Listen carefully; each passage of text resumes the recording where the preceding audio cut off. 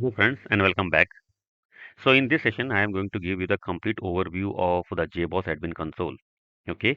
So as I have explained in all the previous sessions, like this is a centralized management console, okay, from where we can manage the entire domain where you have the multiple host controllers. Okay. So this will be your domain controller console. Okay, and whatever the changes that we will do from here, from the domain controller, okay, it will get reflected on each and every host controller, right? So in the beginning sessions we have seen that, for example, if we have a domain controller and then four host controller where our different JBoss instances are running, where we have our applications, so we can manage everything from a single console, right? So this is our domain controller console. Right. So what are the different options here? If you see, we have a different tabs: deployment, configuration, runtime, update manager, access control. Okay. And we can do multiple things with the help of this admin console. Okay. For example, if we talk about the deployments. Okay. So with the help of deployments, we deploy the applications. Okay. And when we deploy the application, it can be deployed on any of a particular server or particular server group. So if you deploy any application on a particular server group, so it will automatically be targeted to each and every server that is part of that particular server group, right? Because what we have learned about the server group, it is a grouping of the servers, right? So in a server group, we can have a multiple servers. So if you target an application to a server group, it will automatically deploy to each and every server which is part of that particular server group, right? So that means we can do the deployment with the help of this particular admin console.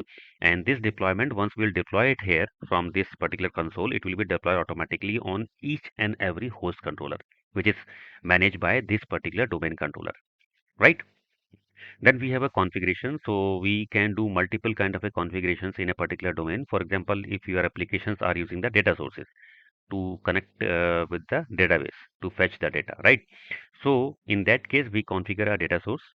Okay, and that data source will be used by your application whenever they need the connectivity with the database. So this data source you can configure from this admin console, which will be available for each and every server in the your host controllers. Okay, wherever you are going to target it, right? Similarly, when we talk about the runtime, okay, so runtime, we have a runtime tab here.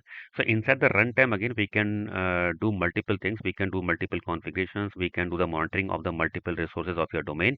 Okay, so if you see here the example of like create a server group, create a server, monitor a server. Okay, so that means you can create the server group with the help of this admin console. Okay, and then you can create the servers.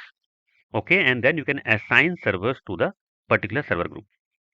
Okay, so we can create a multiple server groups in the JBoss. Okay, and suppose that you have a different kind of applications. Okay, like when we have a payment applications, and then you have some other applications like for sales department, for manufacturing department.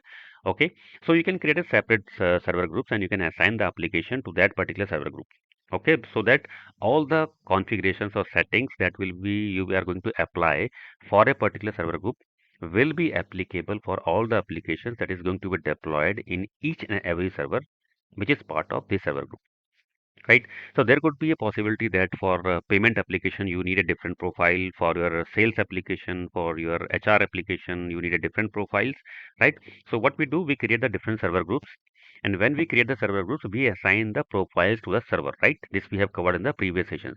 So whenever we create the server groups, we assign the profiles to that particular server group, so that all the features that is available in that particular profile will be applicable for all the servers that is going to be part of that particular server group, right? So in the runtime, we can do the monitoring of multiple parameters of the domain. We can monitor the servers. We can start, stop the servers. We can create the servers. We can create the server groups. We can assign servers to the particular server groups. So all these things we can do with the help of this runtime tab, right? So apart from that, we have update manager. Okay, so there is a time to time updates are released by your the Red Hat. Okay, if you are using the JBoss EAP, so you can do the minor update from the console as well. Okay, and for that you need an active internet connection before we are going for that. And along with that, we have access control. So you want to create the users and you want to assign the different kind of a roles to the users. So you can create all the users and role and particular group from using the access control as well. right? So because you may have a multiple users in your environment, and some of the user you want to allow only to start stop the servers, some of the users you want only to have a privilege of deploying the applications, and some of the users may be the admin users who can do anything. So based on the different kind of roles of the different users, we can create the different users, we can create the corresponding roles, corresponding groups, and we can assign to the user so that they can do the assigned task only, right? Not apart from that any. So all these things we can do with the help of this admin console, which is a centralized console of your Jboss. Okay, so for a standalone mode, again you will get the same console. So whatever the changes that you will do from this console, it will be applicable for that particular standalone instance. Okay, and if you are using this domain console for the domain controller mode, so whatever the changes that you will do from this particular domain controller mode, it is going to be applicable for each and every server which is part of, or you can say each and every host controller which is going to be managed by this particular domain controller, right? So let me quickly show you few more options. Okay, let me see deployment. So if you go to deployment, there you can see content repository and server groups. Okay, so when we deploy the application, right, we are going to deploy it on the servers, running instances, and server can be part of a group, right? So when we deploy the application, so you can target your application to the server group directly, so that it will be accessible for each and every server which is part of that group, server group, right? So you can go to content repository. So content repository is an option where you can upload the code in the domain controller in the centralized location before you are going for the deployment. So this is most preferable option that we mostly use when we do the deployment. Okay, in the Jboss. So content repository, then here you can upload the content. Okay, this is the option where you can upload the content, whatever the file that you are going to deploy. Okay, so once the contents are uploaded in the content repository, which is a centralized repository, okay, we can directly deploy this file from here only. Okay, so this we will cover in detail in the deployment section, how we can utilize this particular option for the deployment. Inside the server group, you can see the available server groups and the corresponding deployment that we have inside the server groups. Okay, as of now, there is no deployment. So when you click on the server groups, there is no deployment as of now, right? Similarly, if you go to configurations, so configurations, you will have a multiple options. Okay, profiles, interface, socket binding, path, system properties. Okay, the important things that we mostly use profiles. Okay, when we go to profiles, okay, so these are the different kind of a profiles that we have seen so far, right? Load balancer, HA, full and default one, right? So which profile is going to be utilized based on how we are going to start our servers. So this we have covered in detail in the previous multiple sessions, right? So now suppose that you would like to go, you are using the full profile. Okay, so when you click on the full profile, okay, you can see the features that is available in that particular profile. If I click on default, you can say the total number of subsystems are 27. If I go to full, 29, full HA, 32, HA, 30, load balancer, 3, right? So this show you like which are the different subsystems automatically enabled for you, okay, when you are going to enable a particular corresponding profile. Okay, so by this, it is also help you to understand which profile you need for your environment, right?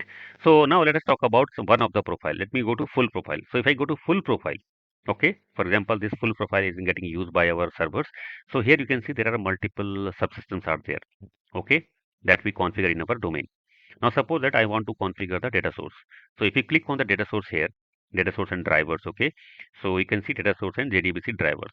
So when we configure the data sources in the JBoss, okay, first we have to register the JDBC drivers and then we configure the data source, right? So this again will show in detail in the data source section. There I will explain you everything in detail, okay, how to download the drivers, how to register the drivers, and then how to configure the data source once your drivers are registered, right? So here you can see there is a one default data source is there, okay, which is the name of example DS. Now if you want to create any data source from the console, then you will see the option here as well, add data source. Okay, so we have a CLI option as well, command line option as well, okay, which you can use for creation of the data source. If you want to create from this console, then you can create from here as well. Okay, you have to select the database which you are going to use and then you have to provide multiple details. Okay, you can do it from here as well, right?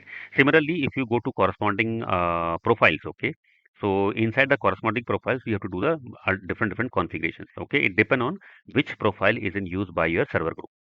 Okay, now for example, if my